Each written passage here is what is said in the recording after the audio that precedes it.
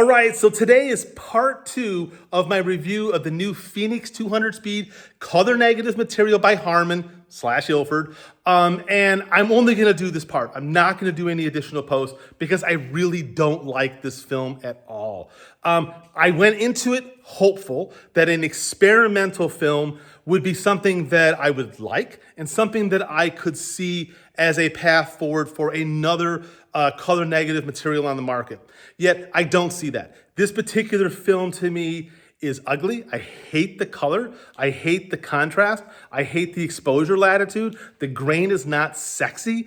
There's really very little outside of the fact that it's a new film in 2024 as a redeeming value for this film. I mean, at $13.99 a roll, that's the price of like high quality material that's already available to you and me. So why would I pay that kind of money for an experimental film that, to be honest, in my opinion, is not experimental? It's more of a test film.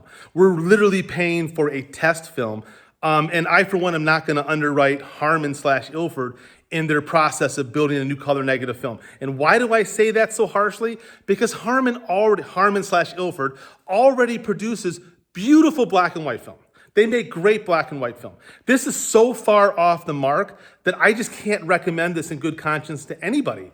The color palette, the sort of yellow, sort of mustard tones, is ugly. I mean, it reminds me a little bit of some Fuji transparency film years ago, cross-processed, that I didn't like. And it has the look in contrast of cross-processed film, just not in a good way. I mean, if I'm gonna cross-process a film, if I want high saturation and contrast in 2024, I'm gonna shoot E100 by Kodak. Yeah, okay, it costs a couple dollars more per roll, but it's such a vastly better film that as a working professional, that's where I'm putting my money.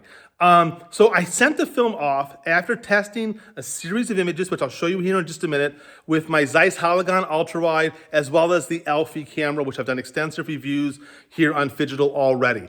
And I had my friend who runs a really good lab process the film and do commercial scans of the film. And my original intention had been to compare the commercial scans to scans, say, from my Imicon or from a V750, but I'm not gonna do it because I'm not gonna waste my time on this material.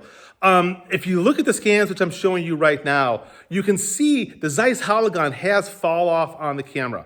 However, I've never seen it this drastic without a center filter on any other film that I've ever shot. I mean, that includes P30 from Ferrania, which is also a very high contrast material. This particular film has such a narrow latitude that if I were to use this particular camera, I would absolutely have to use a center filter or risk just massive center to edge fall off. It just speaks to how low the exposure latitude is.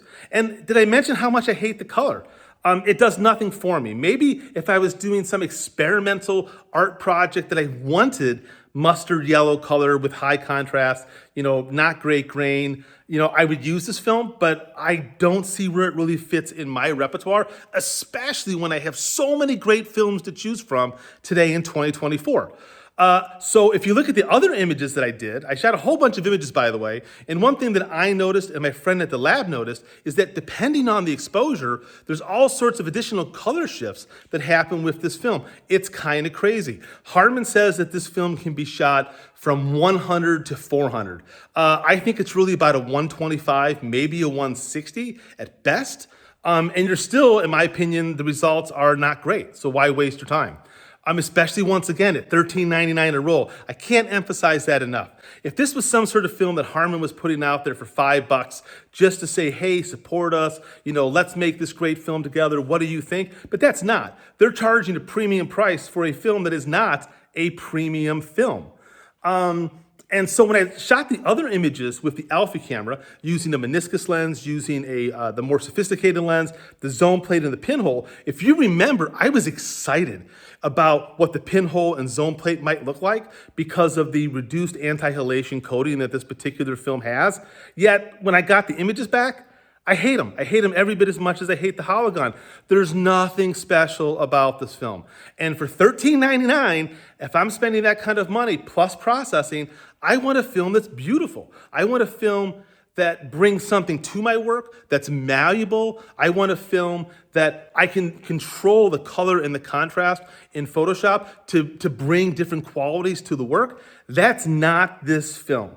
So in 2024, this is one of the very first negative thumbs down reviews that I've done in a very long time. But I feel so strongly that I don't want to see people, especially people that are young photographers, getting into film and wasting their money, to be honest, on this particular product.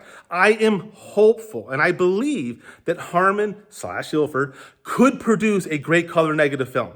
But this just ain't it. And I'm hopeful that down the road, they'll release newer versions of this film that are worthy of your time and your money. But again, this ain't it. Thank you very much for listening. I can't wait to hear your thoughts. Now go shoot some good film.